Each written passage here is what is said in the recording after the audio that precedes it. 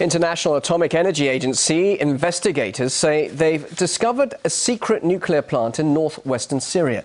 It's claimed the complex has a similar design to a uranium enrichment plant Muammar Gaddafi tried to build in Libya. However, there's apparently no evidence of nuclear production at the site, which is currently used as a cotton spinning plant. Well, for more on this, I'm joined by Dr. David Halpin. He's a British anti-war activist. Dr. Halpin, thanks very much indeed for being with us. Now, these allegations come during very difficult times for Syria, which is already under immense international pressure. So, what do you make of the timing here? Well, I'm no weapons expert, and you know that. But the first thing I'd say is, here we go again. The main pretext for invading and bombarding Iraq were weapons of mass destruction. My second thought is that a neighbour of Syria that still holds some of its land, the Golan, has by all accounts a large nuclear armoury and the weapons to deliver those over some thousands of miles. Not only are there rockets, there are also the Dolphin submarines, which were supplied by Germany, two of which were given by Germany to Israel, and it is said that their torpedo hatches have been enlarged so that they can take nuclear-armed cruise missiles. Now, all this is stuff that I do not know, but I would be deeply suspicious of any story arising now about nuclear weapons, chemical weapons, germ warfare weapons in Syria now, because Syria is in the crosshairs very evidently.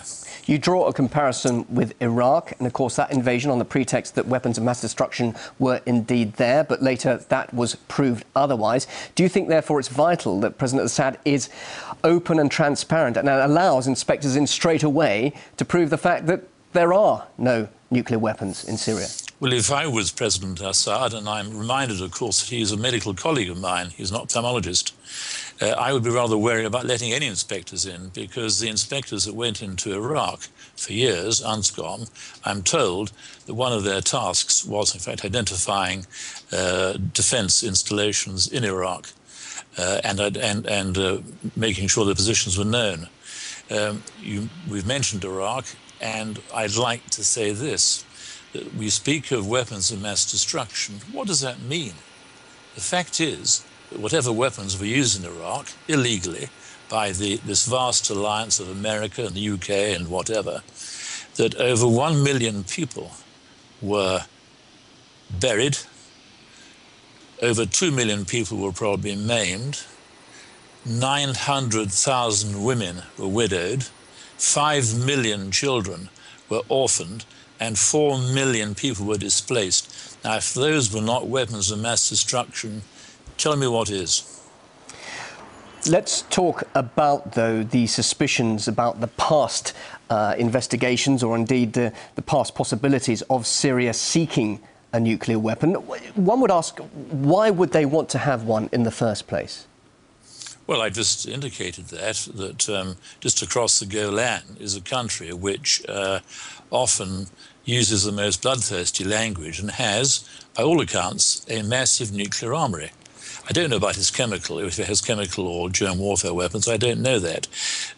Mordecai Vanunu is a friend, and that man spent 12 years in solitary confinement, having tried to tell the world that Israel was arming itself, or had armed itself, with nuclear weapons.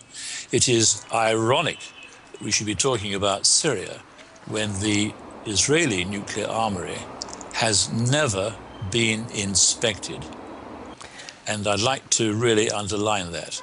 Now, going back to Syria, I know that there was an alleged nuclear facility that was bombed by the Israelis at Al-Kibar in 2007. The story was that the installation had been fitted out by North Korea, which seemed a highly unlikely source for such a sophisticated facility. But that I know about. I don't know about any other nuclear weapon. I do know they have a small research reactor, according to Wikipedia, which was supplied by the Chinese. Well, we could talk more on this, but sadly we're out of time. Thank you very much indeed for your thoughts on this. Thanks for joining us. Thank you for asking me. Thank you. Pleasure. Thank you.